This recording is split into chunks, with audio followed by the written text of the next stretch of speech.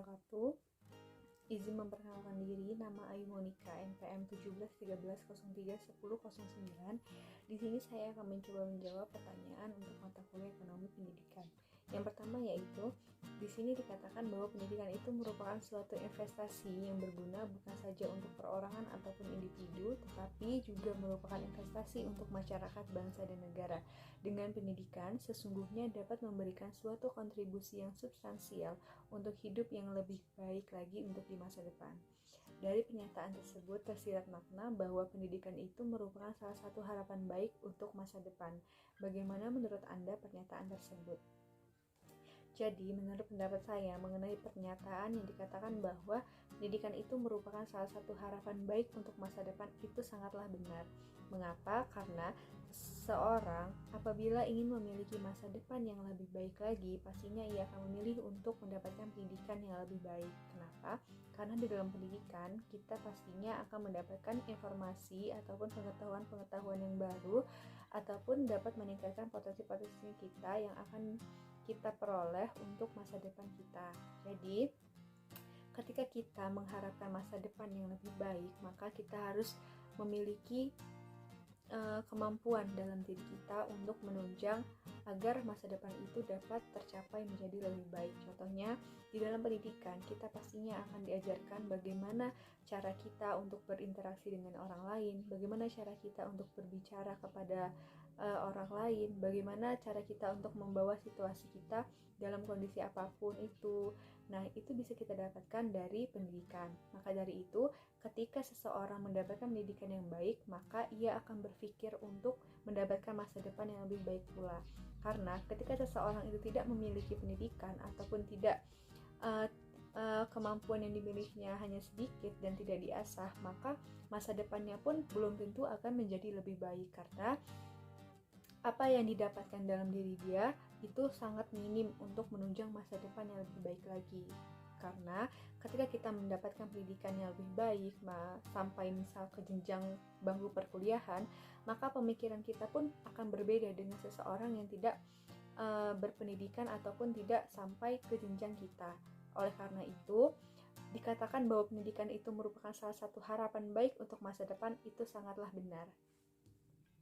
Dan mungkin bagi masyarakat yang tidak mengetahui bagaimana pentingnya peran ataupun dari pendidikan ini sendiri, mungkin mereka hanya berpikiran bahwa pendidikan itu sebagai formalitas saja untuk mendapatkan uang. Nantinya juga akan bekerja, akan mendapat uang. Tetapi di sini sangatlah berbeda orang yang bekerja dengan pendidikan yang baik ataupun orang yang bekerja dengan tidak adanya pendidikan yang baik. Karena pemikiran seseorang yang berkependidikan itu pastinya tidak hanya mendapatkan uang saja untuk di masa depan yang akan datang, tetapi mereka bisa mendapatkan pengalaman, informasi-informasi pun yang mereka dapatkan akan berbeda dengan orang yang tidak berkependidikan.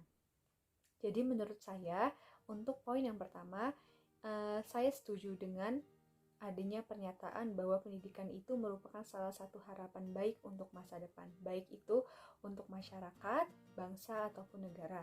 Yang poin kedua, itu dikatakan di sini ada 4 kategori yang dapat dijadikan indikator dalam menentukan keberhasilan pendidikan, yaitu yang pertama, dapat tidaknya seseorang lulusan melanjutkan ke pendidikan yang lebih tinggi. Yang kedua, dapat tidaknya seseorang memperoleh pekerjaan. Yang ketiga, besarnya gaji yang diterima. Yang keempat, ada sikap perilaku dalam konteks sosial, budaya, ataupun politik.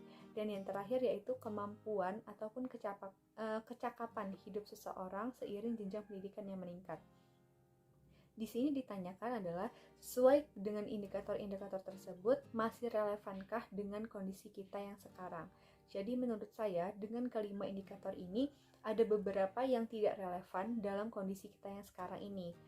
Jadi kita bahas satu-satu. Yang pertama, dapat tidaknya seorang lulusan melanjutkan ke pendidikan yang lebih tinggi.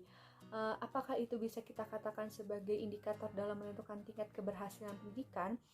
Belum tentu ya. Mengapa? Karena ketika seseorang itu mampu untuk menjalankan pendidikan ke jenjang berikutnya ataupun ke jenjang selanjutnya, itu tidak semua orang mampu untuk melanjutkan pendidikan yang lebih tinggi lagi, karena mungkin ada faktor perekonomian ataupun faktor-faktor lain yang menyebabkan dia tidak bisa untuk melanjutkan pendidikan yang lebih tinggi lagi.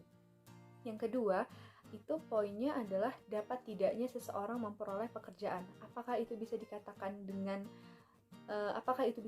sebagai indikator dalam menentukan tingkat keberhasilan? Ya, menurut saya itu dapat menjadikan indikator dalam menentukan keberhasilan pendidikan. Mengapa?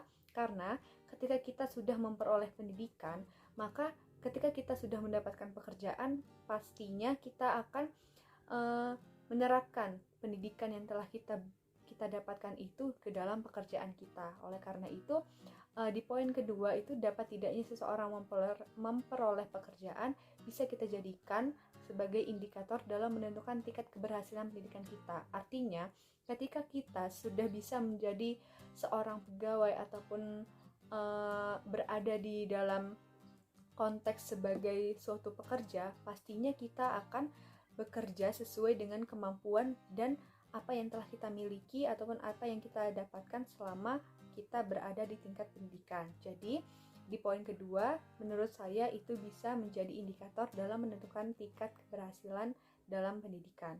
Yang poin ketiga, itu adanya besarnya gaji yang diterima. Menurut saya, di poin ketiga ini tidak bisa kita jadikan sebagai indikator dalam menilai apakah keberhasilan pendidikan itu bisa tercapai, karena dengan banyaknya sekarang lulusan-lulusan yang tercipta tetapi lowongan pekerjaan yang hanya sedikit, itu tidak bisa kita nilai bahwa yang gaji besar berarti mereka memiliki keberhasilan pendidikan yang baik, terus yang gaji kecil mereka tidak berhasil dalam pendidikan. Itu tidak benar. Saya kurang berpendapat mengenai poin yang ketiga ini, karena besarnya gaji yang diterima itu bukan didasarkan oleh keberhasilan pendidikan, tetapi lowongan pekerjaan yang sekarang ini sangatlah minim, maka dari itu tidak bisa kita katakan bahwa besarnya uang yang kita terima itu sebagai keberhasilan dari kependidikan kita itu sendiri. Yang keempat, itu ada sikap perilaku dalam konteks sosial, budaya, dan politik.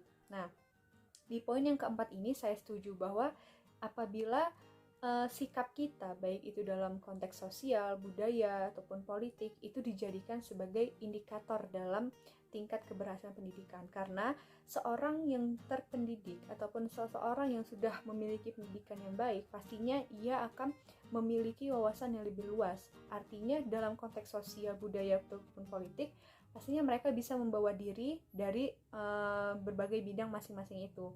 Jadi di poin keempat, sikap perilaku dalam konteks sosial, budaya, dan politik ini bisa kita jadikan sebagai indikator dalam menentukan tingkat keberhasilan pendidikan. Yang kelima yaitu kemampuan atau skill ataupun kecakapan hidup seseorang seiring jenjang pendidikan meningkat.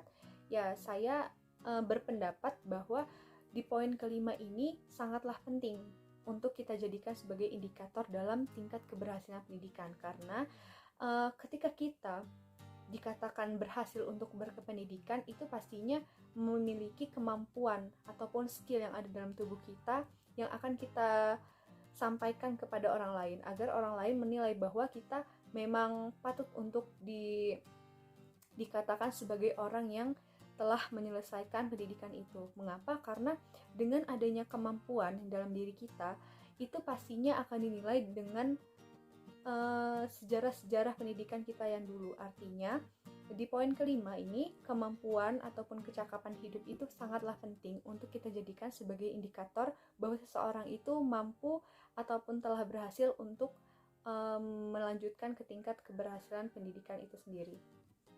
Jadi menurut saya, yang dapat dijadikan indikator dalam menentukan tingkat keberhasilan pendidikan itu terdapat 3. Yang pertama adalah dapat tidaknya seseorang memperoleh pekerjaan.